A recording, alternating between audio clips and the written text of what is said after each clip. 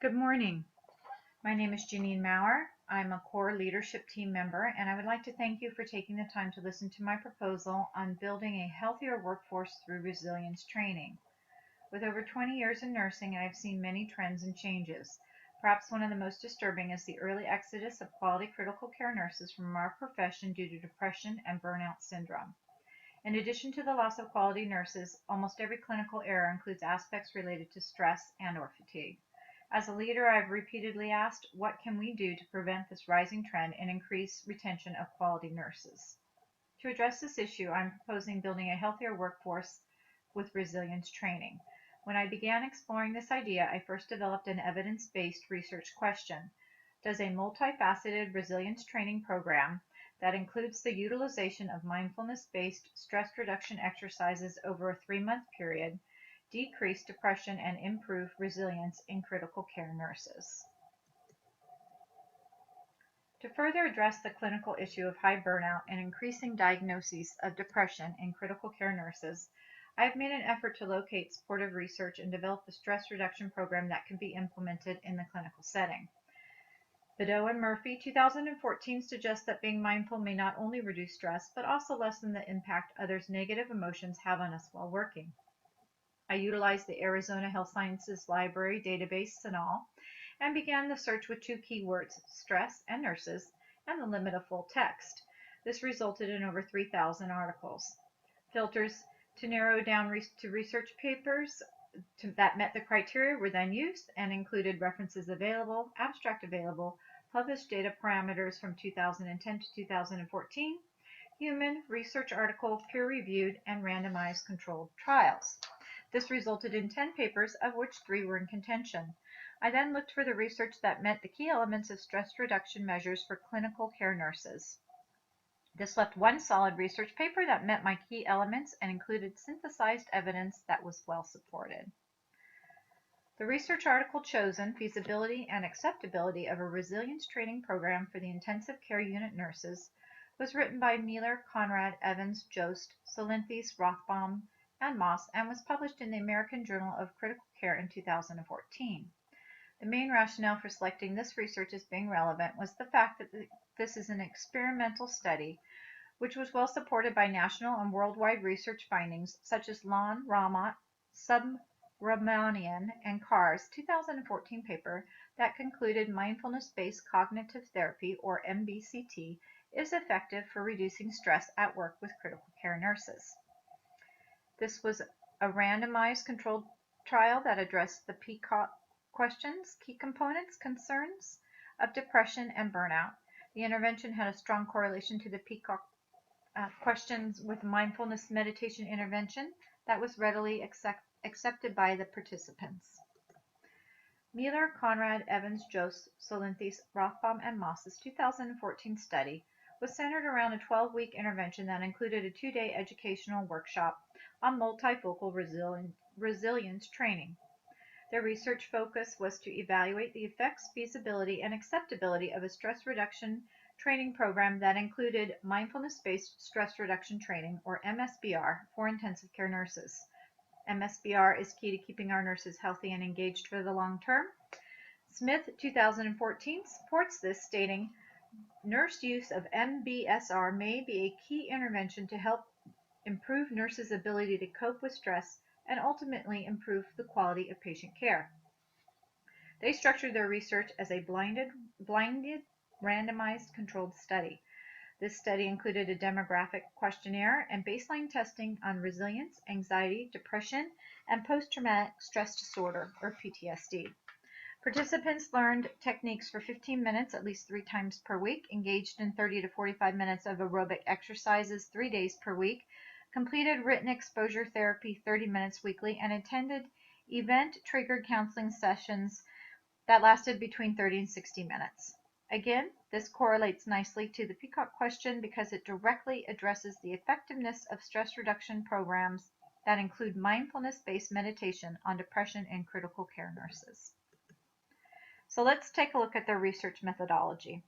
This was a single-center, blinded, randomized, controlled study that focused solely on critical care nurses. The sample size was 27. Setting was a single-center academic institution. They randomly assigned 13 participants to an intervention group and 14 to a control group.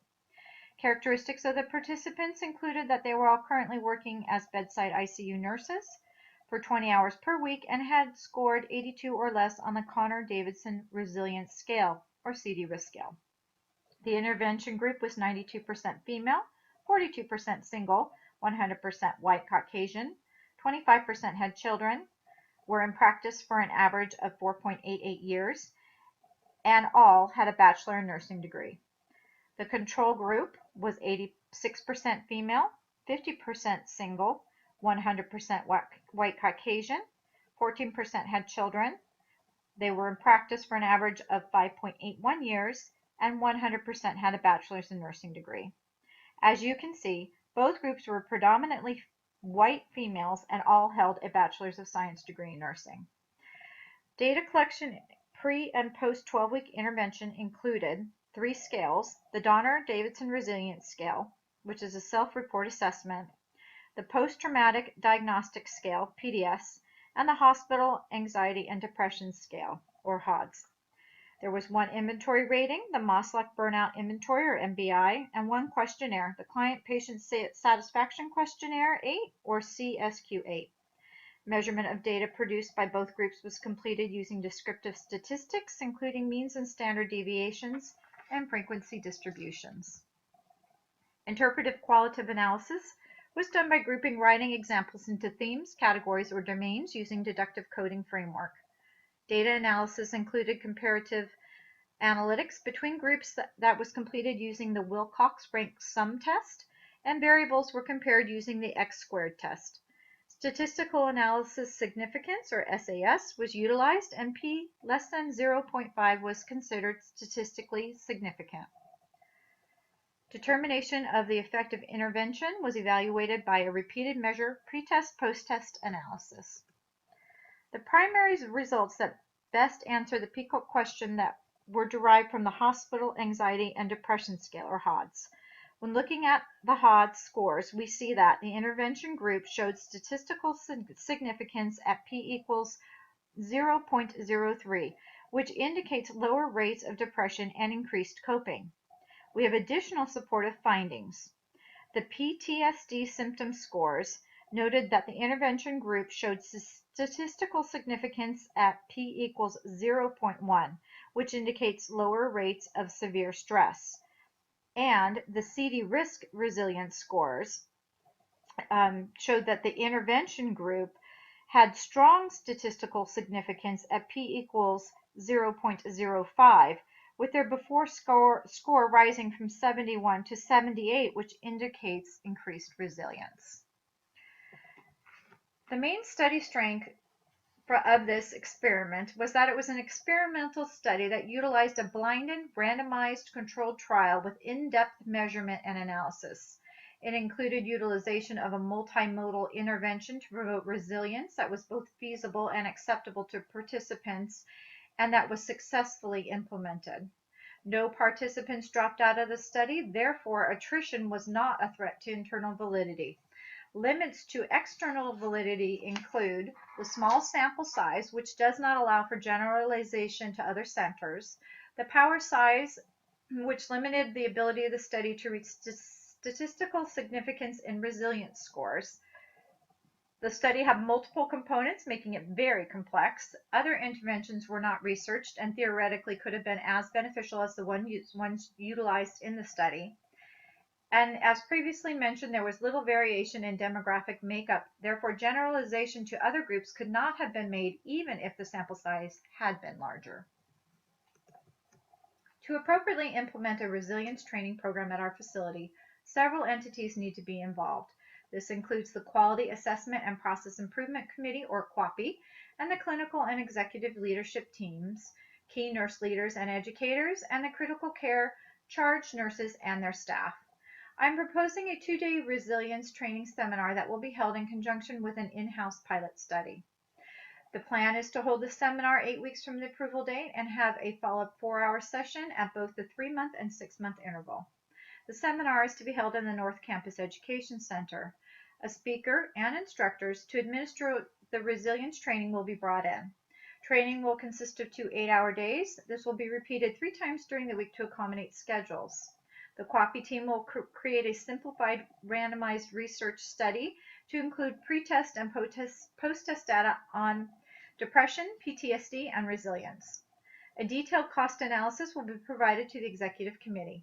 Key components of this detailed cost analysis include $2,500 for the speakers and instructors, $5,500 for 100 hours of analysis and report creation, and a salary cost of $72,000 for the training of 75 to 100 nurses, for a total of $80,000.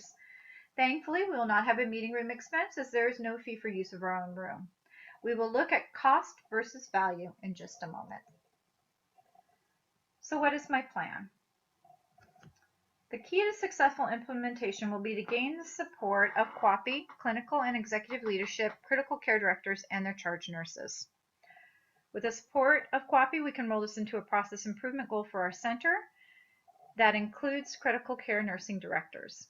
Once approved by QAPI, the clinical leadership, it will then be necessary to gain support and budget approval from our executive leadership team. While $80,000 may sound like a lot, it is estimated that it costs our center $30,000 to bring on and train a critical care nurse. This amount is not recouped when they leave within 5 years. Within the last year, we have lost 7 nurses who fall into this category. All stated the stress of critical care being a factor in leaving or switching to a lower level department. If this program helps us retain just 3 nurses, it will pay for itself. This does not include the added well-being to all nurses who attend. In addition to retaining healthier nurses, we will easily be able to attain data for a supplemental research study during the seminar and follow-up sessions. This can give value not only to our community, but to nursing as a whole.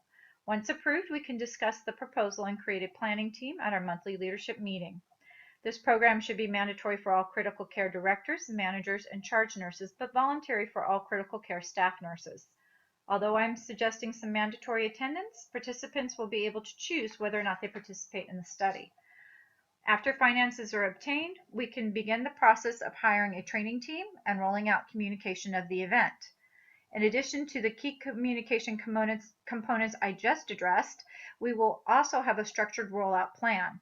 To make sure there is both participation and an understanding of the value and purpose of this training, communication will include announcements through email, department notices, discussions at meetings, posted informational flyers in lounges, and notices at home through postal mail.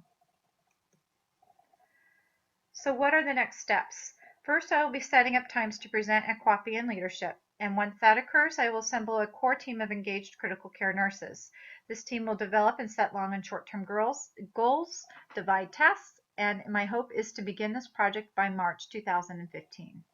As you have seen, resilience training utilizing mindfulness-based stress reduction techniques can benefit our team in many ways. The effectiveness of such a program has not only been proven nationally but worldwide as well. The potential emotional and financial benefits significantly outweigh the cost, and the research will not only make our center healthier but contribute to nursing as a whole. I have repeatedly said and will continue to say that quality nurses recognize stress in their patients and healthy nurses recognize stress in themselves. As we have learned from Smith's 2014 research, mindfulness-based stress reduction interventions enhance the ability for nurses to cope with stress. A stress reduction training program that includes mindfulness-based stress reduction training is key to keeping quality nurses both healthy and engaged for the long term. Simply holding a 2-day seminar will not be enough. We will need continued support from leadership, our charge nurses, in order to create a culture change that continues to support our nurses. Thank you for your time and attention. I feel confident that our leadership team, which is both engaged and highly focused on quality care, will readily support my proposal. I'm looking forward to working with all of you to build a happier, healthier workforce through resilience training. Again, thank you all for your time.